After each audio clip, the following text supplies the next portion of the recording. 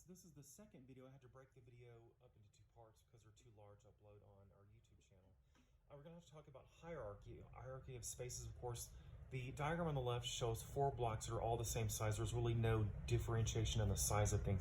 Of course, the blocks on the right have hierarchy because they're all different sizes.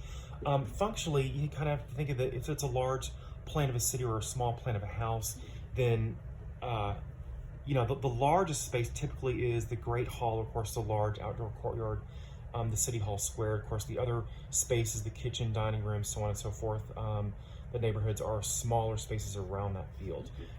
A strong suggestion is in other words, you're not just arbitrarily placing the blocks in this golden section field. What you can do is you can establish a grid using the Fibonacci numbers.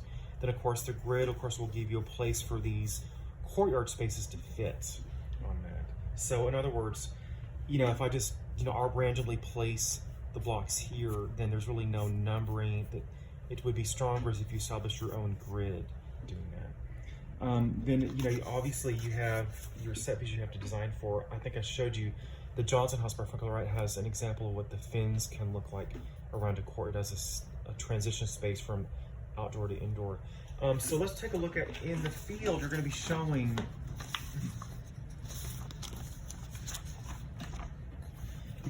how to get from, you know, kind of imagine this as an urban block, how to get from street A to street B. If this is street B, this is street A, then obviously you don't just align the courtyards, of course, with the front wall like that. There's no transition of spaces. What you can do is create an entry zone, maybe an outdoor space here, possibly the entry space is here. Then, of course, there's other layers. You can, of course, use the loggia with the columns carefully drawn in, either round or square, it's up to you. And then how to navigate from one space to another using, of course, this quarter. I don't want to give you too much information. I have a habit of drawing the answer accidentally without realizing it.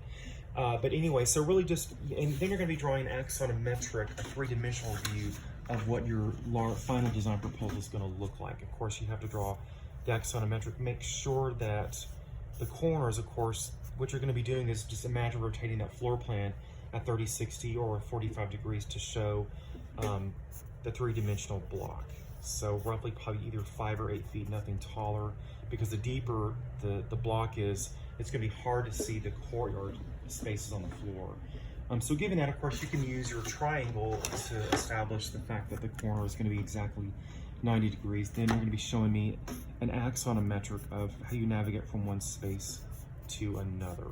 So you're going to be showing the axonometric of the whole site, like that. So again, I'm going to move this assignment that's due Wednesday. There's 2 things. The final nice black 2-dimensional plan with graphite and ink has to be finished for Wednesday. And then, of course, you're going to be doing some 3-dimensional axons. What I would do in your sketchbook is just practice drawing. First of all, just simply draw squares rotated like this. Make sure these are 90 degrees, like that, so on and so forth.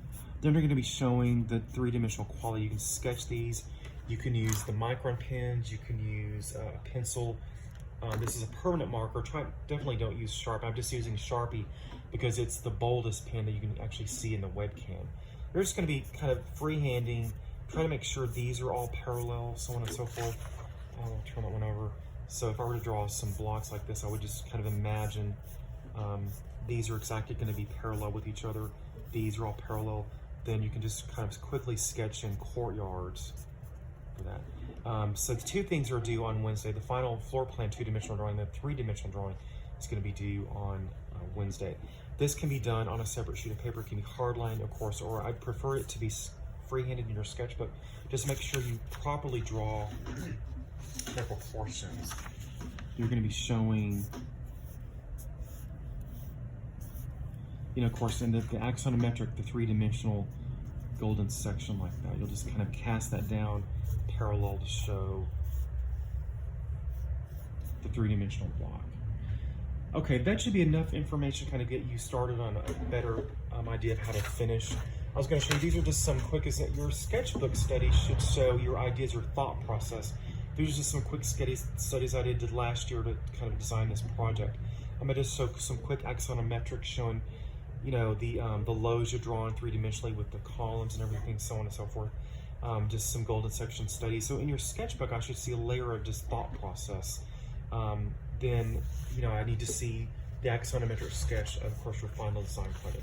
So that should be enough information to tell you how to start and then how to continue with this project. And I will definitely make this as an email. I'll email you the YouTube link so you both sections can watch this.